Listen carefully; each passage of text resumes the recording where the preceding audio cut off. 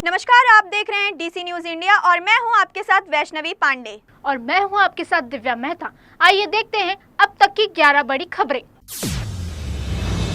लोकसभा में नेता प्रतिपक्ष राहुल गांधी के अमेरिका में आरक्षण पर दिए बयान से मचा बवाल थमने का नाम नहीं ले रहा।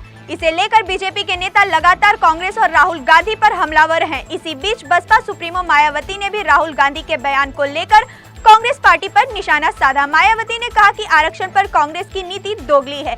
इसके साथ ही मायावती ने जनता को कांग्रेस के दोहरे मापदंड से सतर्क रहने की भी सलाह दी।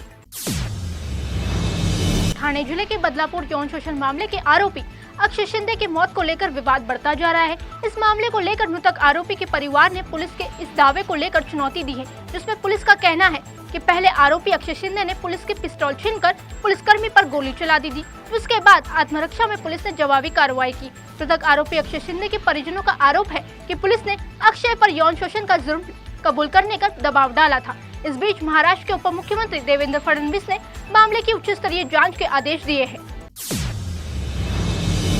बॉलीवुड की खूबसूरत अदाकारा ऐश्वर्या राय बच्चन इन दिनों अपनी पर्सनल लाइफ को लेकर चर्चाओं में हैं, खासकर अभिषेक बच्चन संग तलाक की अफवाहों के चलते।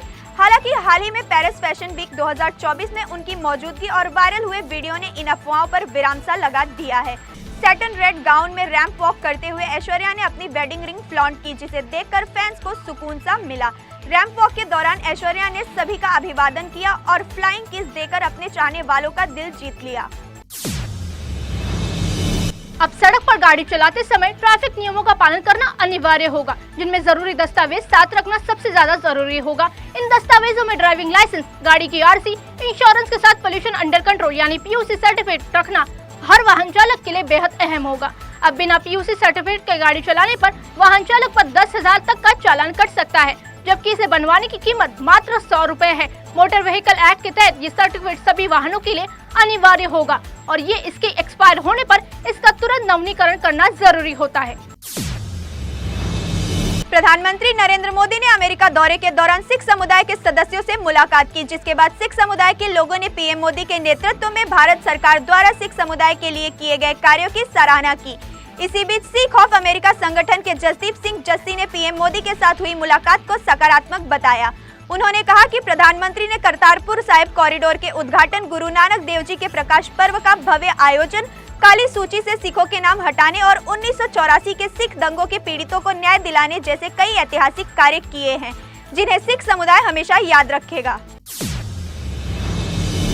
राजस्थान के उदयपुर जिले में गोंगदा कस्बे में इन दिनों आदमखोर तेंदुए की दहशत फैली हुई है, जिसके आतंक से परेशान स्थानीय निवासियों को सोमवार की रात तभी राहत मिली जब 2 तेंदुए अलग अलग पिंजरों में फंस गए। दरअसल पिछले सप्ताह में तेंदुए के हमले से 3 लोगों की मौत के बाद पूरे इलाके में खौफ पैदा हो गया था, जिसके बाद वन विभाग और स्थानीय पुलिस ने सेना की मदद से तलाशी अभियान चलाया, जिसमें 2 तेंदुओं को पकड़ने में प्रशासन को सफलता मिली। पुलिस के अनुसार पकड़े गए तेंदुओं में एक के दांत टूटे हुए, जो हालिया हमलों के लिए जिम्मेदार हो सकता है। फिलहाल 2 तेंदुए सज्जनगढ़ जैविक उद्यान में भेजे गए हैं।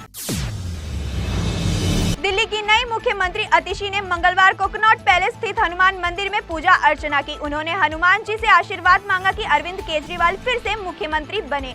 दरअसल इससे पहले केजरीवाल और मनीष सिसोदिया ने भी जेल से बाहर आने के बाद इसी मंदिर में हनुमान जी के दर्शन किए थे।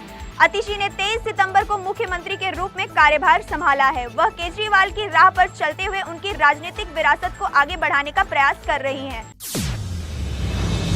उत्तर प्रदेश के मुख्यमंत्री योगी आदित्यनाथ ने खान पान, मानव अपशिष्ट और गंदी चीजों की मिलावट करने वालों के खिलाफ कड़े कदम उठाए हैं। मंगलवार को एक उच्च स्तरीय बैठक में उन्होंने प्रदेश के सभी होटलों, ढाबों, रेस्टोरेंट में गहन जांच और सीसीटीवी लगाने के आदेश दिए। मुख्यमंत्री ने कहा, हाल के दिनों में देश के विभिन्न हिस्सों में खाद्य वस्तुओं में मिलावट की घटनाएं सामने आई हैं, जो स्वास्थ्य के लिए खतरा बन सकती है। ऐसे मामलों को गंभीरता से लेते हुए मुख्यमंत्री ने नियमों के संशोधन की जरूरत पर जोर दिया है।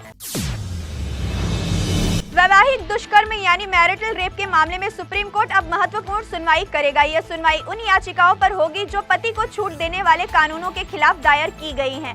दरअसल पिछले कई सालों से इस मुद्दे पर विवाद चल रहा है और कई लोग इसे अपराध की श्रेणी में लाने की मांग भी कर रहे हैं। हालांकि कुछ लोग इसके खिलाफ भी हैं। सुप्रीम कोर्ट ने पिछले 1 साल इसी मुद्दे को लेकर केंद्र सरकार से जवाब मांगा था, लेकिन सरकार ने अभी तक अपना पक्ष स्पष्ट नहीं किया। अब सर्वोच्च न्यायालय ने आखिरकार इस मुद्दे पर सुनवाई करने का फैसला किया है।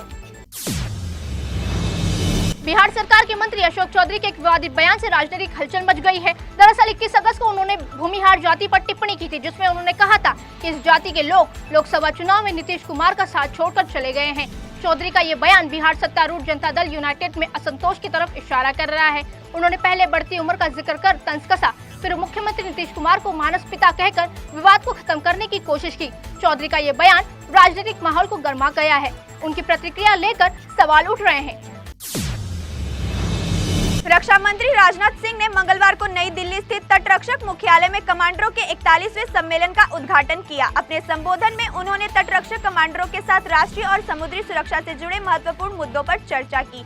यह सम्मेलन 26 सितंबर तक चलेगा, जिसमें कमांडर मेक इन इंडिया पहल के तहत स्वदेशीकरण को बढ़ावा देने के लिए विभिन्न परियोजनाओं का मूल्यांकन करेंगे।